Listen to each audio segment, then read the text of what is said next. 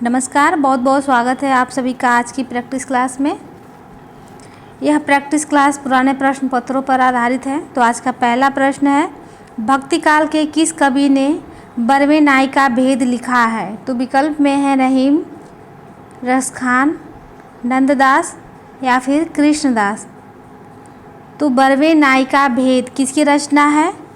तो 12वें नाई का भेद जो है रहीमदास की रचना है। तो इसका सही उत्तर हो जाएगा विकल्प ए, रहीमदास। 12वें नाई का भेद जो है यह नाई का भेद पर आधारित ग्रंथ है। इसमें 12वें छंद का प्रयोग किया गया है। 12वें जो है अवधी भाषा का अपना छंद है।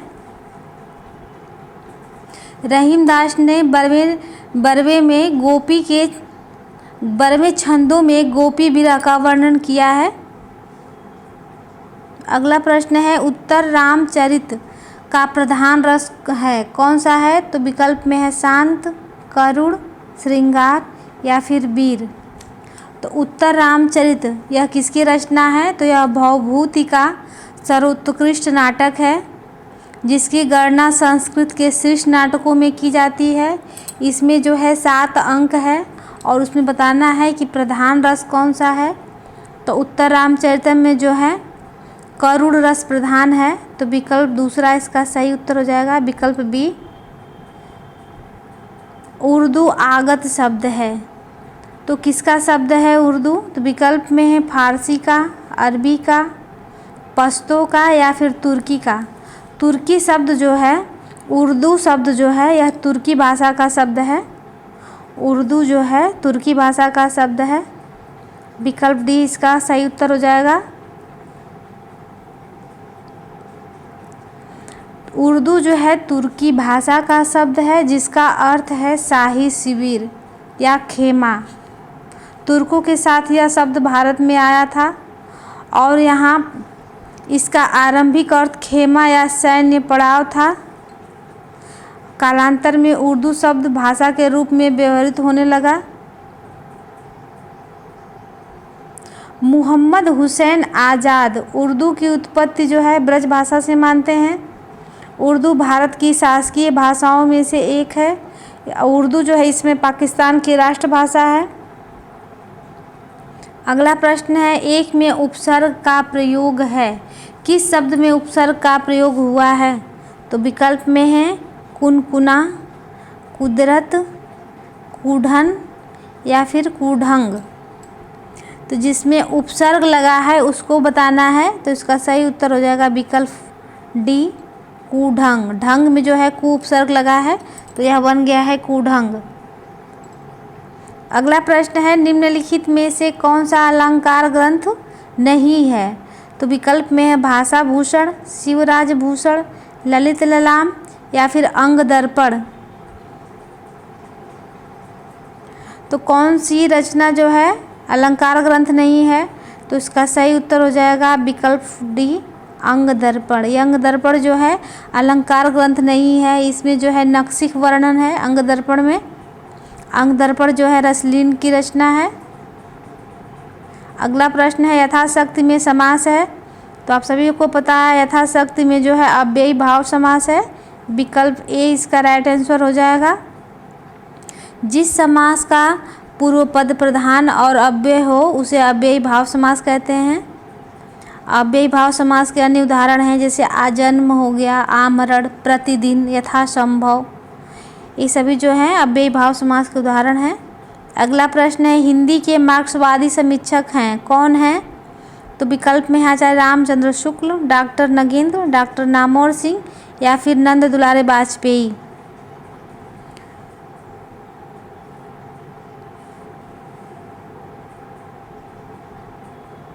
तो हिंदी के मार्क्सवादी समीक्षक हैं। तो इसका सही उत्तर हो जाएगा विकल्प सी, नामवर सिंह।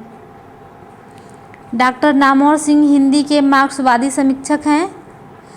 छायावाद, इतिहास और आलोचना, कविता के नए प्रतिमान, वाद विवाद संवाद इनकी प्रसिद्ध कृतियां हैं नामवर सिंह की।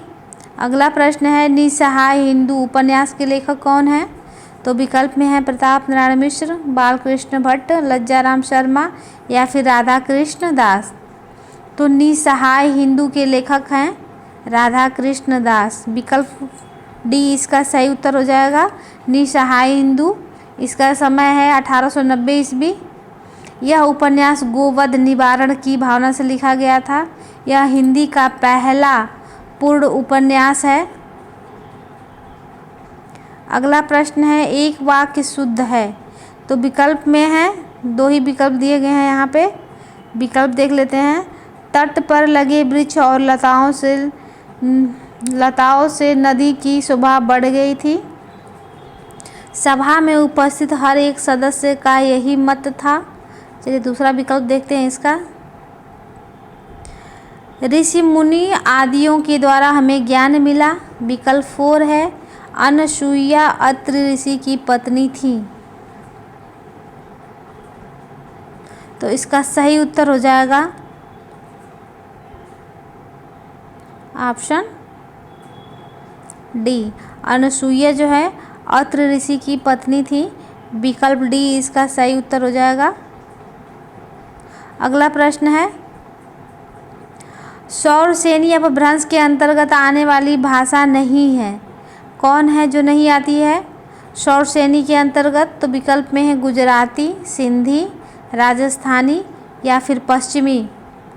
तो सिंधी भाषा जो है ब्राचड़ अपभ्रंश से विकसित हुई है। पश्चिमी हिंदी, राजस्थानी और गुजराती का विकास जो है सौरसेनी अपभ्रंश से हुआ है। तो इसका सही उत्तर हो जाएगा विकल्प बी, सिंधी। अगला प्रश्न है, नैनों की नीलम की घाटी जिस रस घन से छा जाती हो वह कौंध की जिससे अंतर की शीतलता ठंडक पाती हो। यह प्रस्तुत पंक्तियाँ कामायनी के किस सर्ग से ली गई हैं? तो सर्ग बताना है। तो विकल्प देखते हैं पहले इसका। तो विकल्प में है लज्जा, वासना, श्रद्धा या फिर काम। तो यह पंक्ति जो है कामायनी के लज्जा सर्ग से ली गई है। तो पहला विकल्प इसका सही उत्तर हो जाएगा, लज्जा। अगला प्रश्न है, छोटी, हल्की, गोल और किनारेदार थाली दिखाओ, वाक्य में अपेक्षित है। तो इसमें बताना है कहाँ। इस विकल्प में है 3 अल्प विराम 1 पूर्ण विराम। अगला विकल्प है 3 अल्प विराम 1 योजक चिन्ह और 1 पूर्ण विराम।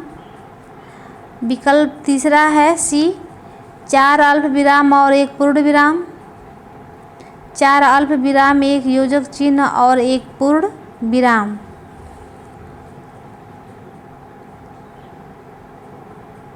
तो इसमें कौन सा निशान लगेगा? तो यहाँ पे 2 अल्प विराम 1 पूर्ण विराम होगा। तो यहाँ पे क्या होगा, छोटी, हल्की, गोल और किनारेदार थाली लगाओ। यहाँ पे जो है पूर्ण विराम लगेगा, हो जाएगा पूरा। ये ऐसे होगा। यहाँ पे 2 अल्प विराम और 1 पूर्ण विराम लगेगा, जो विकल्प में लगभग सब में एक ही जैसा दिया है, लेकिन ऐसे ही उत्तर इसका होगा। 2 अल्प विराम 1 पूर्ण विराम। अगला प्रश्न है, हिंदी में मुक्त छंद के प्रवर्तक कवि कौन है? तो विकल्प में है अज्ञेय, निराला, मुक्तिबोध या फिर धूमिल। तो आप सभी लोगों को पता है हिंदी में मुक्त छंद के प्रथम प्रस्तोता जो हैं सूर्यकांत त्रिपाठी निराला हैं। उन्हें ओज और औदात्य का कवि, ओज, औदात्य और विद्रोह का कवि कहा जाता है निराला जी को। तो विकल्प बी इसका सही उत्तर हो जाएगा, निराला। अगला प्रश्न है, रत्नाकर जोपम कथा पुस्तक का संबंध किससे है? तो विकल्प में है महायानी सिद्ध से, वज्रयानी सिद्ध से, नाथों से या फिर जैन से। तो रत्नाकर जोपम कथा का संबंध जो है वज्रयानी सिद्धों से है। विकल्प बी इसका सही उत्तर हो जाएगा, वज्रयानी सिद्धों से है। अगला प्रश्न है, निश्चय शब्द में कौन सी संधि होगी? तो निश्चय शब्द का संधि विच्छेद होगा निह धन चय। इसमें कौन सा संधि हो जाएगा? तो इसमें विसर्ग संधि होगा, विसर्ग संधि। निश्चय का संधि विच्छेद होगा निह धन चय बराबर निश्चय, यह विसर्ग संधि है। अगला प्रश्न है, मरने के लिए तैयार हो जाना अर्थ देने वाला मुहावरा है। तो विकल्प में है सिर पर खून सवार होना, सिर पर भूत सवार होना।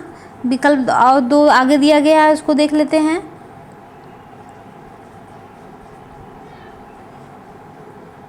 सिर पर कफन बांध लेना या फिर आंखों में खून उतर जाना। तो इसका सही उत्तर हो जाएगा, मरने के लिए तैयार हो जाना का सही अर्थ होगा सिर पर कफन बांध लेना। विकल्प सी इसका सही उत्तर हो जाएगा। अगला प्रश्न है, किस वाक्य में एक वचन का प्रयोग हुआ है? तो विकल्प में है लड़के बोले, लड़के ने कहा, लड़कों ने कहा, लड़के ने लड़कों से कहा। किस विकल्प में एक वचन का प्रयोग हुआ है? तो लड़के ने कहा एक वचन है, विकल्प बी इसका सही उत्तर हो जाएगा। लड़के ने कहा, लड़के बोले बहुवचन है, लड़कों ने कहा भी, तो उसका सही उत्तर हो जाएगा विकल्प बी। अगला प्रश्न है, 10 कुमार चरितम के रचनाकार कौन हैं? तो विकल्प में है दंडी, माघ, बाणभट्ट या फिर कालिदास। तो 10 कुमार चरितम जो है यह कथा ग्रंथ है, इसके लेखक कौन है? तो आचार्य दंडी हैं। विकल्प ए इसका सही उत्तर हो जाएगा, यह दंडी की रचना है। 10 कुमार चरितम, काव्यादर्श, अवंति सुंदरी कथा, ये दंडी जी की अन्य रचनाएं हैं। अगला प्रश्न है, शैशव के सुंदर प्रभात का मैंने नव विकास देखा, यौवन की मादक लाली में यौवन का हुलास देखा। पंक्तियाँ किसके द्वारा लिखी गई हैं? तो पंक्तियाँ एक बार देख लीजिए बढ़िया से। तो विकल्प देखते हैं। विकल्प में है हरिवंश राय बच्चन, भगवती चरण वर्मा, विद्यावती कोकिल या फिर सुभद्रा कुमारी चौहान। तो यह पंक्ति जो है, यह पंक्ति सुभद्रा कुमारी चौहान की उल्लास कविता से ली गई है। तो विकल्प डी इसका सही उत्तर हो जाएगा, सुभद्रा कुमारी चौहान। अगला प्रश्न है, जब ते इतते घनश्याम सुजान अचानक ही बलसंग सिधारे, कर पै मुखचंद धरे सजनी नित सोचती है तू कहाँ मन मारे। प्रस्तुत पंक्तियों में किस संचारी भाव का उल्लेख हुआ है? तो विकल्प में है मोह, स्मृति, ग्लानि या फिर वितर्क। तो प्रस्तुत पंक्तियों में जो है स्मृति संचारी भाव का उल्लेख है, स्मृति।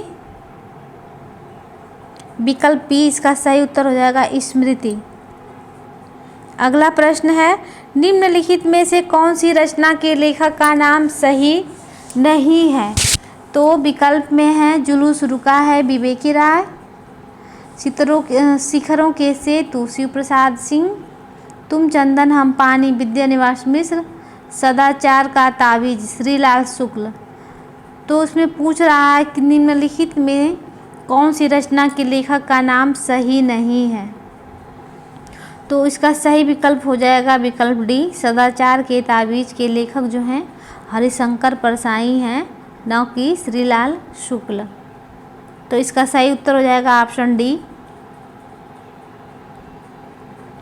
हरिशंकर परसाई की अन्य रचनाओं के नाम हैं जैसे पगडंडियों का जमाना, जैसे उसके दिन फिरे, शिकायत मुझे भी है, अपनी अपनी बीमारी, वैष्णवन की फिसलन, बेईमानी की परत, कहत कबीर, तुलसीदास चंदन घिसे। ये सभी रचनाएं जो हैं हरिशंकर परसाई जी के प्रसिद्ध निबंध संग्रह हैं। अगला प्रश्न है, कान पर जू न रेंगना मुहावरे का सही अर्थ क्या है? तो विकल्प में है कान के पास धीरे से कहना, कान के निकट नहीं सुनाई देना। विकल्प दूसरा आगे है, देख लेते हैं इसको। कान के जू बालों तक आते हैं या फिर बिल्कुल ध्यान न देना। तो कान पर जू न रेंगने का अर्थ होता है बिल्कुल ध्यान न देना। तो विकल्प डी इसका सही उत्तर हो जाएगा, विकल्प डी। अगला प्रश्न है, ताबे के कीड़े नामक लघु नाटक के लेखक कौन हैं? ताबे के कीड़े लघु नाटक के लेखक? तो विकल्प में है मोहन राकेश, भुवनेश्वर प्रसाद, राम कुमार वर्मा या फिर लक्ष्मी नारायण मिश्र। तो यह किसकी रचना है? ताबे के कीड़े। तो इसका सही उत्तर हो जाएगा ताबे के कीड़े लघु नाटक जो है यह भुवनेश्वर प्रसाद जी का है। विकल्प बी इसका सही उत्तर हो जाएगा, भुवनेश्वर प्रसाद।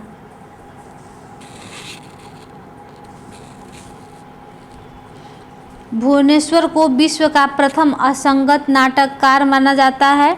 डॉक्टर मदान ने ताबे के कीड़े लघु नाटक को आधुनिकता बोध का दस्तावेज कहा है। किसने कहा है? डॉक्टर मदान ने। अगला प्रश्न है, आपने क्या कहा सो मैंने नहीं सुना वाक्य में अपेक्षित है? तो विकल्प में है एक प्रश्नवाचक चिन्ह, एक पूर्ण विराम, एक अल्प विराम, एक पूर्ण विराम, एक पूर्ण विराम या फिर एक प्रश्नवाचक चिन्ह। आपने क्या कहा सो मैंने नहीं सुना।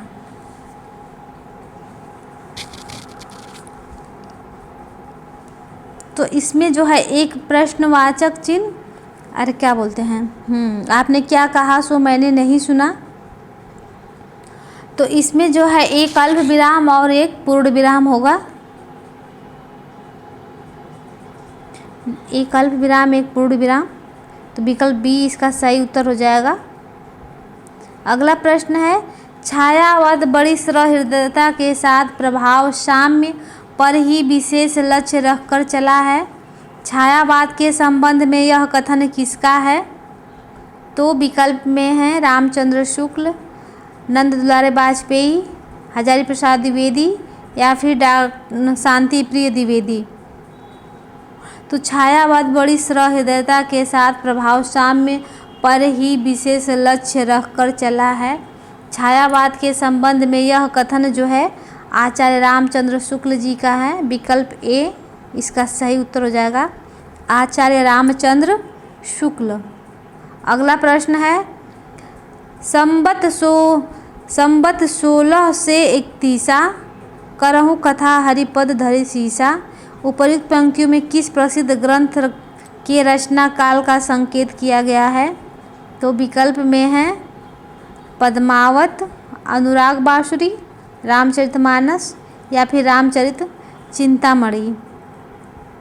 संबत 1631। तो इसमें जो है रामचरितमानस की तरफ संकेत किया गया है, इस ग्रंथ की तरफ। तो विकल्प सी इसका सही उत्तर हो जाएगा। अगला प्रश्न, एक तत्सम शब्द है। कौन सा शब्द जो है तत्सम शब्द है? तो विकल्प में है डाकिनी, तेल, न्योछावर या फिर तर्जनी। तो यह बहुत से लोगों ने तर्जनी लगा के आया था, जिसका सही उत्तर हो जाएगा डाकिनी। डाकिनी मतलब होता है चुड़ैल।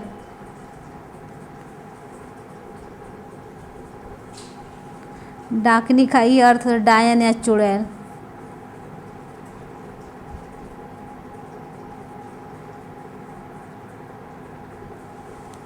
तेल का तत्सम तैल होता है, और जो है और बाकी सभी जो हैं ये सभी तद्भव शब्द हैं। अगला प्रश्न है, जगत शब्द का कौन सा रूप तीनों विभक्तियों में एक सा रहता है? तो विकल्प में है जगतो, जगद्भ्याम, जगतः या जगद्दिभि। कौन सा विकल्प सही होगा जो तीनों विभक्तियों में एक समान रहता है? तो वो हो जाएगा ऑप्शन बी, जगद्भ्याम।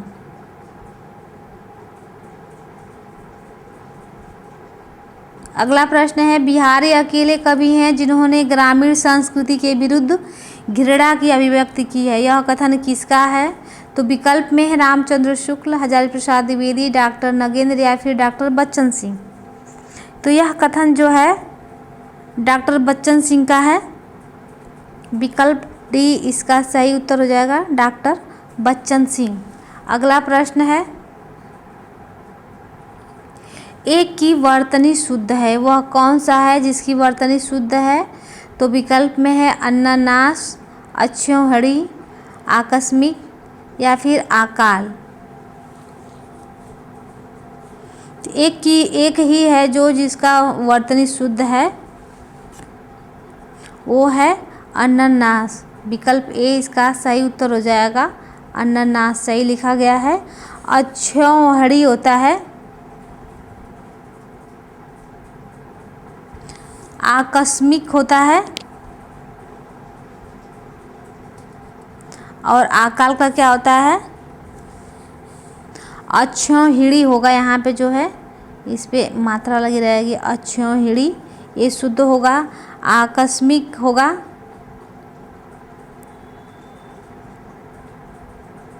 ये जो है ऐसे लिखा आधा सौ रहेगा इसमें, आकस्मिक, आधा सौ, आकस्मिक ऐसे शुद्ध होगा, आकस्मिक। और अकाल नहीं होता है, अकाल होता है, इसमें आ की मात्रा नहीं रहेगी, ये शुद्ध रूप है इसका। तो इसका सही उत्तर हो जाएगा विकल्प ए। अगला प्रश्न है, विष्णु प्रभाकर कृत आवारा मसीहा क्या है? यह किस विधा की रचना है? तो विकल्प में है आत्मकथा, जीवनी साहित्य, रेखाचित्र या फिर यात्रा साहित्य। तो विष्णु प्रभाकर कृत आवारा मसीहा जो है, इसकी विधा बताना है। तो आवारा मसीहा जो है जीवनी साहित्य विधा की रचना है। विकल्प बी इसका सही उत्तर हो जाएगा, यह जीवनी है। आवारा मसीहा किसकी जीवनी है? तो यह बंगला उपन्यासकार शरद चंद्र चट्टोपाध्याय की जीवनी है, जिसको विष्णु प्रभाकर ने लिखा था। अगला प्रश्न है,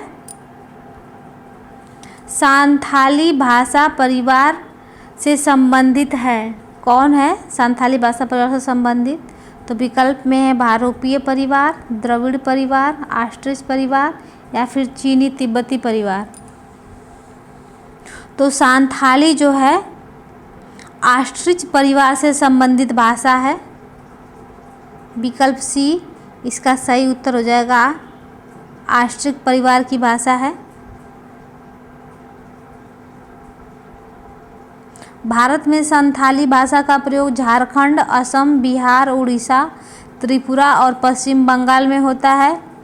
बांग्लादेश, नेपाल और भूटान में भी संथाली व्यवहृत होती है। अगला प्रश्न है, भ्रूण हत्या निबंध के लेखक हैं, कौन हैं? तो विकल्प में है भारतेंदु हरिश्चंद्र, श्याम सुंदर दास, महादेवी वर्मा या फिर ठाकुर जगमोहन सिंह।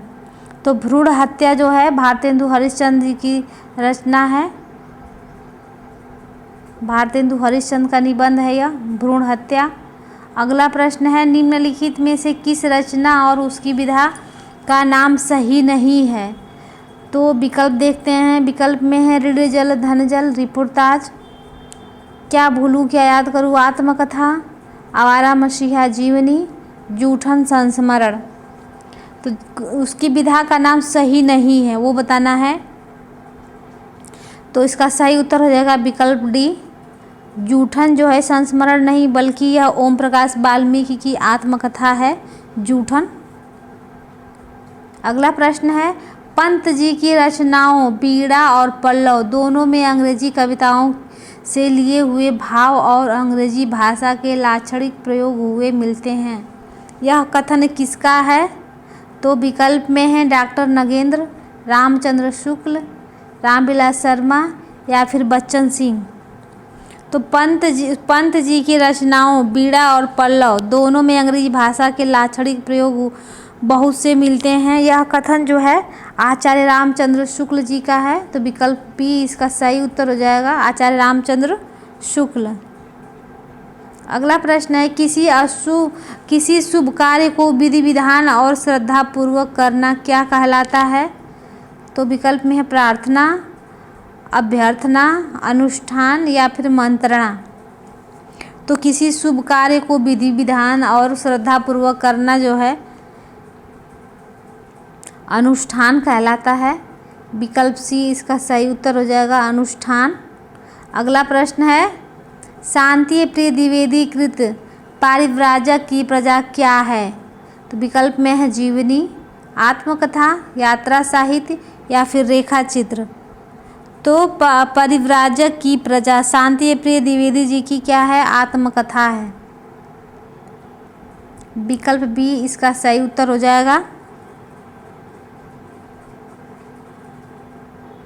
इसमें उन्होंने अपने संघर्षपूर्ण जीवन का सजीव चित्रण किया है। अगला प्रश्न है, मनोहर श्याम जोशी का उपन्यास है, कौन सा है? कश्यप, दिल्ली दूर है, मुझे चांद चाहिए या फिर कितने पाकिस्तान। तो मनोहर श्याम जोशी का उपन्यास है कौन? कश्यप। इसमें उत्तर आधुनिकता बोध का उपन्यास है यह। इसकी रचना में लेखक ने जादू यथार्थवाद से प्रेरणा ली और उसे अपनी देश की परंपराओं में खोजकर प्रस्तुत किया है। यह हिंदी उपन्यासों की परंपरा से हटकर एक अलग धरातल पर खड़ा है। जोशी जी ने इसे क्या कहा है? गप बाइस्कोप कहा है कश्यप को। तो विकल्प ए इसका सही उत्तर हो जाएगा, कश्यप।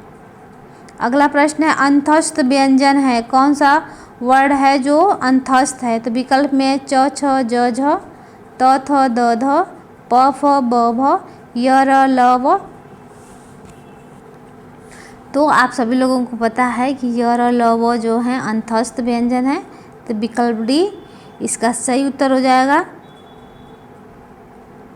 अगला प्रश्न है, जे हाल मिस्की मकुन तगा फूल दुराए नैना बनाए बतिया, इस प्रसिद्ध पंक्ति के रचनाकार कौन है? तो विकल्प में है अमीर खुसरो, कबीर, रज्जब या फिर मलिक मोहम्मद जायसी। तो यह पंक्ति जो है मलिक मोहम्मद जायसी जी की है। नहीं, यह क्या पूछ रहा है इसमें, यह किस प्रसिद्ध पंक्ति के रचनाकार कौन है? तो यह जो है अमीर खुसरो जी की है पंक्ति। यह पंक्ति जो है, जे हाल मिस्किन मकुन तगाफुन दुराए नैना बनाए बतिया, यह जो है अमीर खुसरो की पंक्ति है। तो इसका सही उत्तर हो जाएगा विकल्प ए, अमीर खुसरो। तो आज के लिए बस इतना ही। मिलते हैं नेक्स्ट वीडियो में, तब तक के लिए धन्यवाद।